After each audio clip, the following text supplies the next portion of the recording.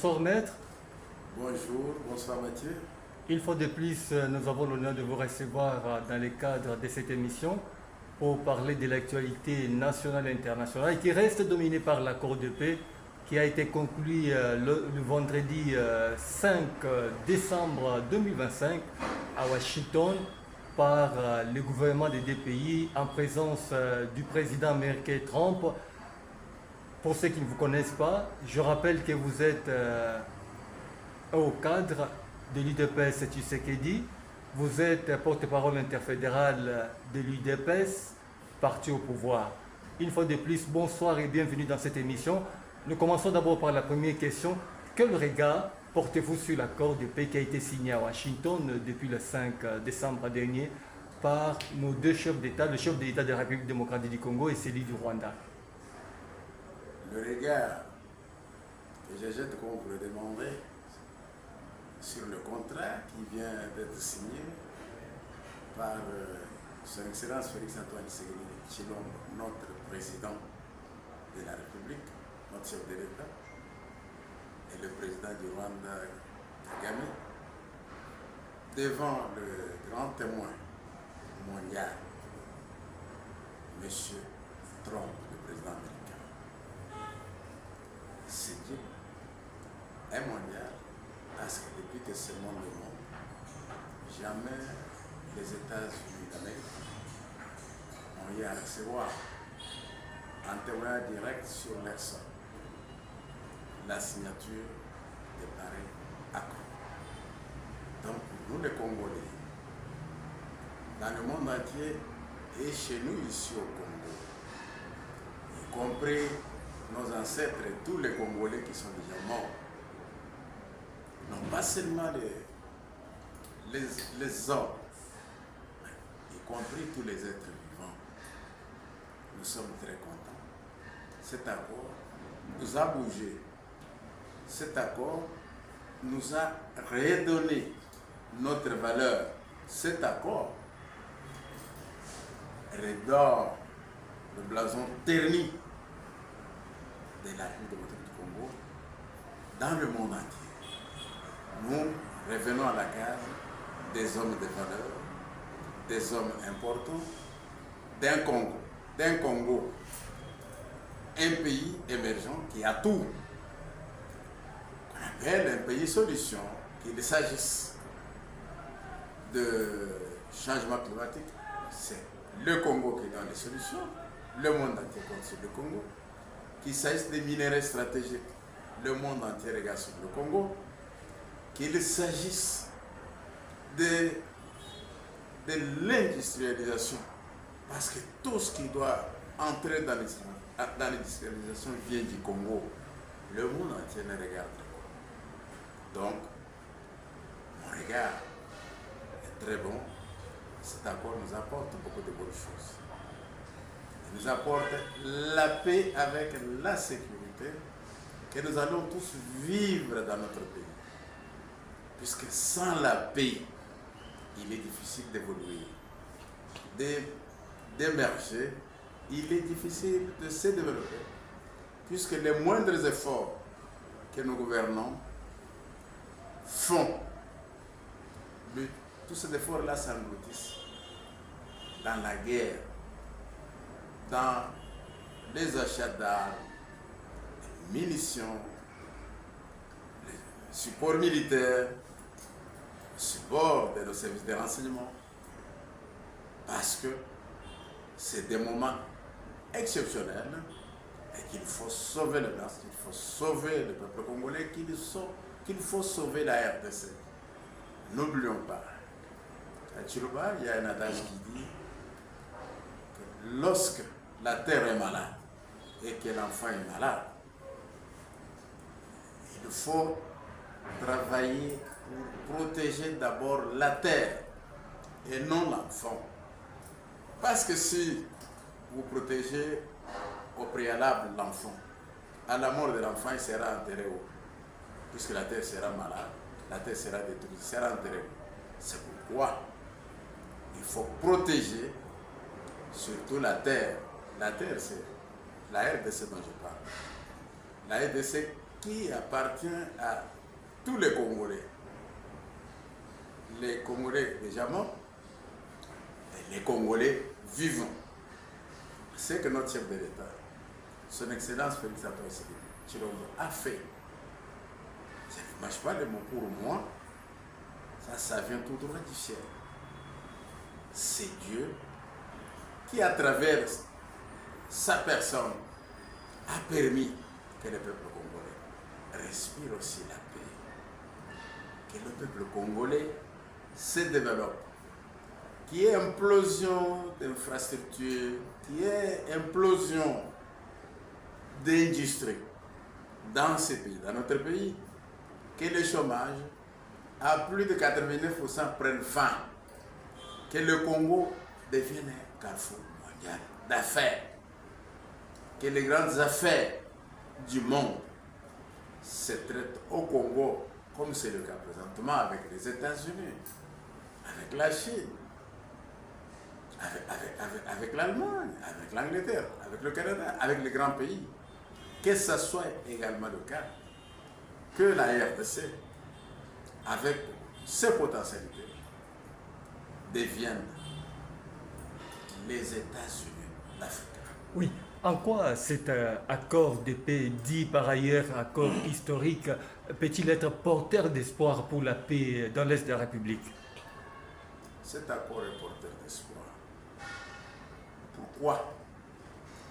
C'est parce qu'avant tout, il y a eu beaucoup d'autres accords dans notre pays, mais qui ont accouché des souris, qui n'avaient pas prévu de sanctions. Mais cet accord a eu un prélude. L'humanité tout entière, à travers les Nations Unies, avait pris la résolution 2773 pour confirmer à l'unanimité, sans aucune exception, que c'est le Rwanda qui faisait la guerre à la RDC, en demandant à la RDC, en demandant au Rwanda d'arrêter et de cesser. Le Rwanda n'a pas compris. Il y a eu ce deal. Avant d'arriver au deal, n'oublions pas, il y a une déclaration de principe à Doha. Et dans le cas de cette déclaration-là, c'est la reconnaissance totale de l'intégrité territoriale de notre pays. C'est la reconnaissance par les deux États en conflit. Le Rwanda qui nous agresse et nous, la victime, de reconnaître que ce qui s'est passé ne reviendra plus jamais. Que pour n'importe quelle situation, au lieu de recourir à la guerre, que la diplomatie joue son rôle et règle le problème, que le peuple soit en paix. Aux côtés de cette déclaration de principe, nous avons un accord de paix qui a été signé depuis le mois de juin par notre ministre des Affaires étrangères, Wagner Kaikwamba, et le ministre rwandais des Affaires étrangères aussi. L'accord disait quoi?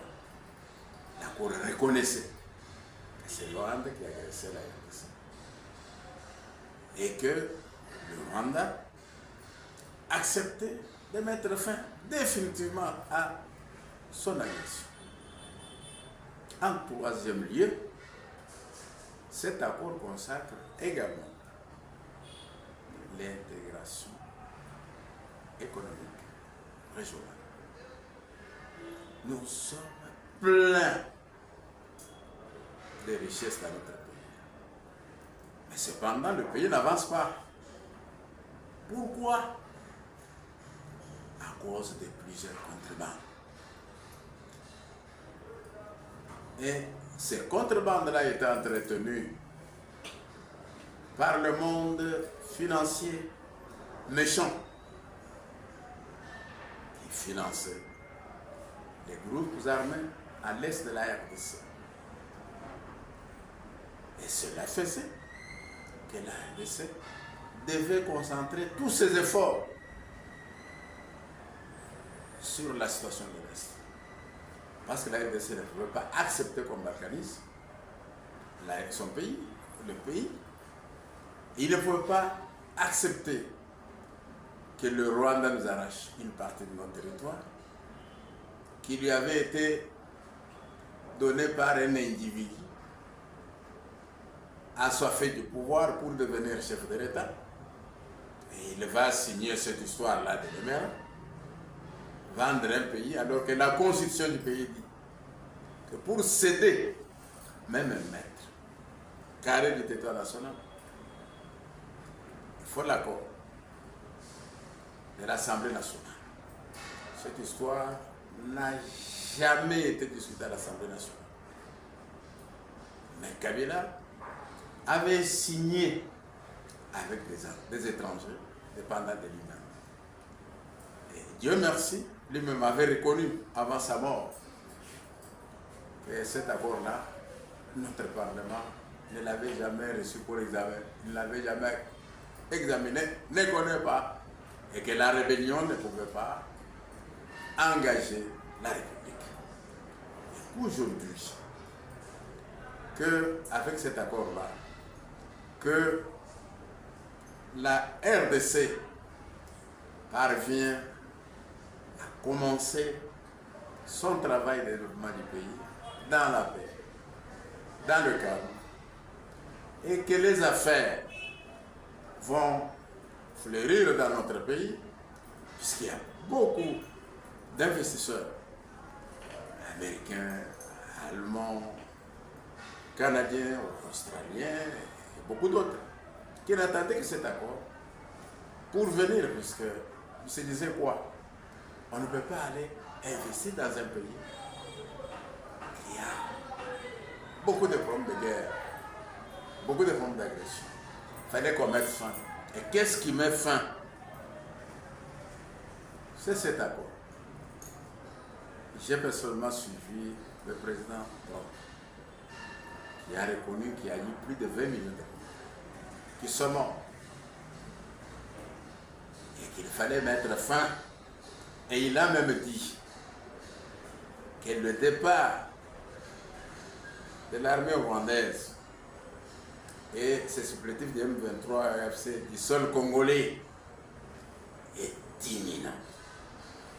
On ne serait pas surpris que d'ici au maximum une semaine, ces gens-là aient regagné leur terre, le Rwanda, d'où ils viennent ou d'où ils tiraient la force de venir nous agresser dans notre pays, de nous piller, de violer nos femmes et nos enfants et de faire de nous tout ce qu'ils pouvaient faire à l'encontre des droits de l'homme, à l'encontre des droits de la femme, à l'encontre des droits de l'humanité. Donc, cet accord-là est un salut pour le peuple congolais, pour nous tous. Donc nous devons dire merci de tout cœur, avec beaucoup d'amour et beaucoup de joie, à notre président de la République, Excellence Félix Antoine Tshisekedi. Oui, je rappelle que cet accord de paix, dit historique, intervient au lendemain des déclarations troublantes de Paul Kagame, selon lesquelles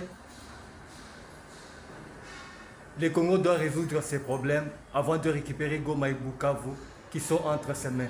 Pensez-vous que cet accord va résoudre les problèmes de Kagame, de Paul Kagame? Vous savez quoi? Il a parlé, mais hier nous l'avons tous vu, signé, comme une poule déplumée, comme une personne mouillée. Même ses positions ont été manifestes vis-à-vis du plus grand dirigeant du monde. Il était devenu comme un petit enfant devant notre chef de l'État. Il a dit pour effrayer, pour encourager son armée sur le sol congolais, de continuer. Sur le sol congolais, de continuer de détruire, de tuer, de violer, ainsi de suite. Malheureusement pour lui, l'accord est intervenu avec lui-même comme signataire du côté du Rwanda. Donc, nous devons considérer les déclarations de Kagame comme une épée dans l'eau, qui ne serviront plus à rien, mais qui vont faire l'objet, qui sont en train de faire déjà l'objet de sa propre moquerie. Craignez-vous aussi, comme tant d'autres Congolais, l'intégration économique et régionale? Il y en a qui pensent effectivement que cette intégration profiterait au Rwanda, d'autant plus que le Rwanda aurait plusieurs infrastructures au bon point pour que cela puisse lui profiter. Êtes-vous de cet avis? Je ne suis pas de cet avis, mais cela pouvait être possible, puisque le Rwanda, pour Kagame et ses compagnons, Kabila Katumbi, avaient réussi à convaincre certains Congolais membres de notre délégation à falsifier l'accord. Ils avaient falsifié et peu avant cette déclaration, ils avaient déjà assuré à Kagame que l'accord qu'ils vont signer ne sera pas favorable à la RDC, mais plutôt au Rwanda.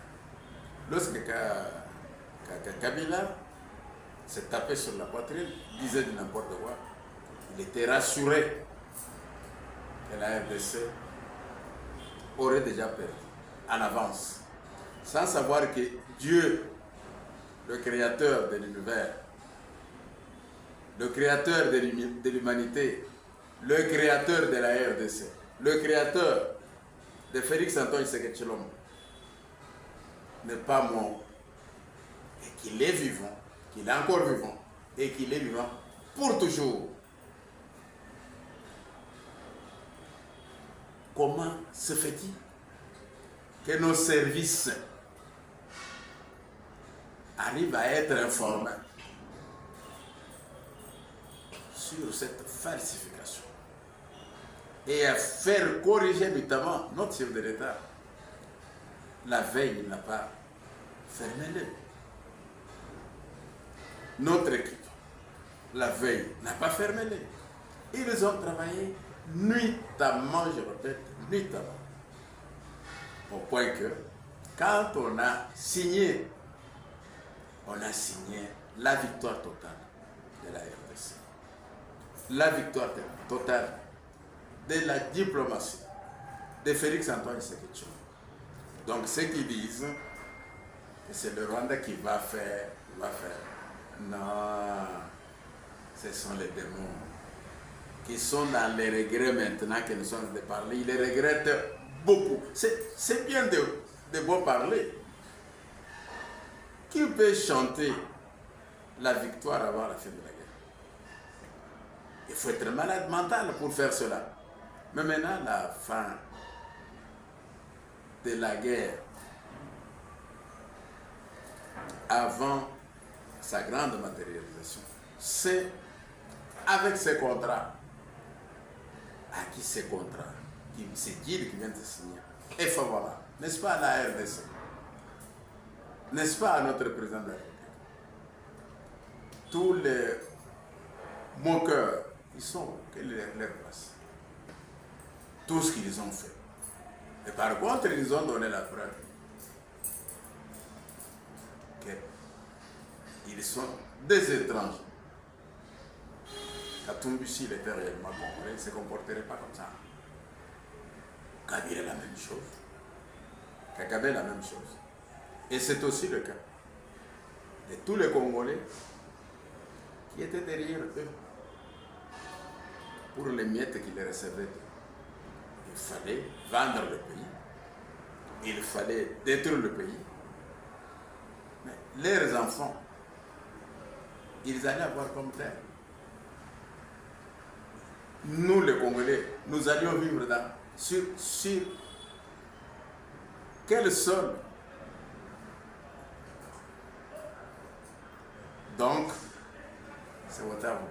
tous les moqueurs ont tapé, ils ont perdu.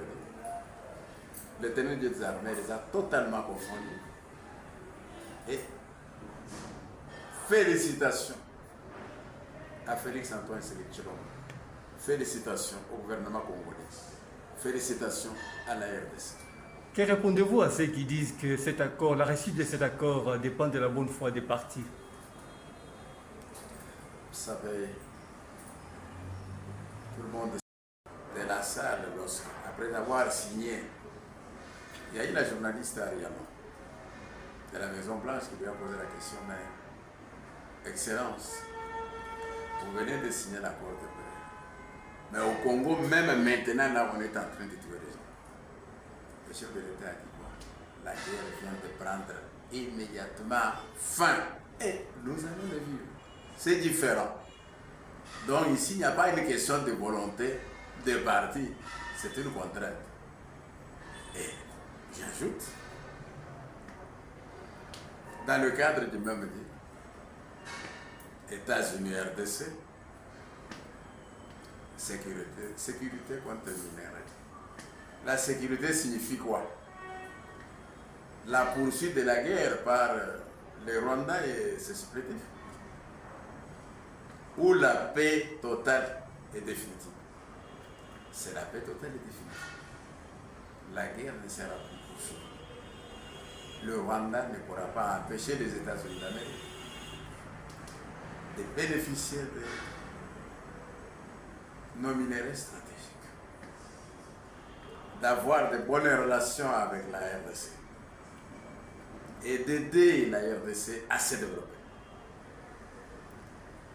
Alors, quel est le message que vous avez à l'endroit des Congolais en général et de nos populations de l'Est en particulier, au regard notamment de cette signature, de cet accord de paix? J'ai dit à tous mes frères et sœurs de croire en notre chef de l'État, de considérer que tout ce qu'il dit venait de Dieu et qu'il y a aujourd'hui l'accomplissement. Maintenant, nous avons la paix intérieure. Maintenant, nous avons la paix dans tout ce que nous allons entreprendre. Il n'y aura plus d'agression. Il n'y aura plus d'insécurité dans notre pays. À nos frères et sœurs de l'Est, leurs larmes ont touché le Très-Haut qui avait dit aux enfants d'Israël, lors de leur sortie de l'Égypte, dans le livre d'Exode, chapitre 14, verset 14, je combattrai pour vous, et vous, gardez silence. Vous savez combien de pièges, excusez-moi, notre président de la République a traversé? Il a été combattu combien de coups d'État? N'a-t-il pas connu? Mais pourquoi aucun seul de ces coups d'État n'a pas réussi à l'écarter du pouvoir ou à lui enlever la vie? C'est parce qu'il est avec Dieu. Si Dieu est pour nous, comme le dit Romains 8:31, personne ne peut être contre nous. Mais Donc, le Créateur,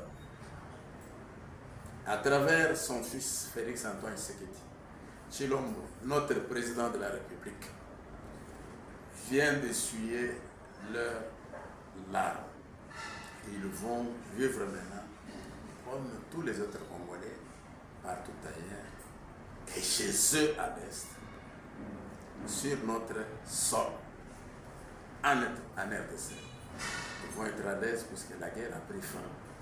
Et cela va entraîner même un développement économique au niveau local. Parce que les agresseurs qui les empêchaient de travailler d'exploiter, même artisanalement, les minéraux n'existe plus. Comme la Bible nous dit, Dieu dit aux enfants d'Israël, les Égyptiens que vous voyez là, vous ne les reverrez plus jamais. Tel est mon message à mes frères et sœurs de l'Est et de toute la République du Monténégro. C'est par ces mots que nous mettons un point final à cette émission. Il ne reste qu'à vous dire merci.